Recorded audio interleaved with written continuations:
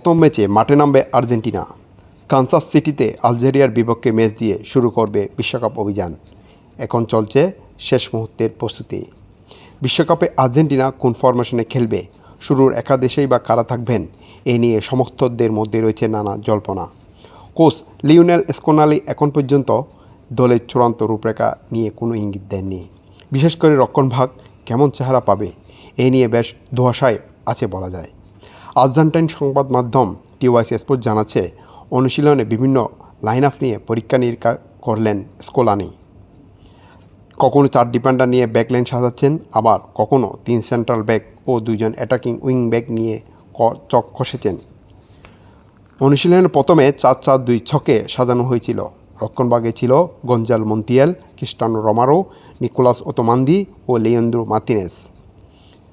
পরবর্তী পর্যায়ে রোমেরোর জায়গায় লেফট ব্যাকে খেলানো হয় ফাকুন্দো মেদিনাকে। টিওয়াইসির মতে, প্রতিপক্ষের খেলার ধরন বিবেচনায় আলজেরিয়ার বিপক্ষে 4-4-2 ছকে খেলার সম্ভাবনাই বেশি। তবে নির্দিষ্ট পজিশনে কারা থাকছেন তা এখনও স্পষ্ট নয়। স্কোলানি 3-5-2 ছকেও অনুশীলন করিয়েছেন দলকে। অ্যাটাকিং উইং ব্যাক হিসেবে ডানে জুলিয়ানো সিমিওনে, বামে নিকোলাস গঞ্জালেসকেও খেলানো হবে এই ছক অনুযায়ী। রাইট স্টপার হিসেবে রোমেরো, সুইপার পজিশনে ওতমান্দি ও লেফট স্টপার হিসেবে থাকবেন লিসান্দ্রো মার্তিনেজ। অন্যদিকে আক্রমণভাগে লিওনেল মেসির সঙ্গে হচ্ছেন লাউতারো মার্তিনেজ। বাঁ পায়ের গোড়ালি লিগমেন্ট চোটের কারণে হুলিয়ান আলভারেজ সর্বশেষ 2টি প্রীতি ম্যাচে মাঠের বাইরে ছিলেন। একাদশে সুযোগ পাওয়ার দৌড়ে তার চেয়ে এগিয়ে থাকবেন মার্তিনেজ।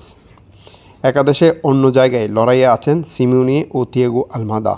এক্ষেত্রে গত 1 বছরের দলে নিয়মিত আলমাদারই সম্ভাবনা বেশি। তবে বাইরে থেকে যা দৃশ্যমান তাতে স্কোলানির ফরমেশন স্পষ্ট নয়। বিশ্বকাপ জয়ী কোচই জানেন কোন ম্যাচে তিনি কোন ছন্দে খেলাবেন।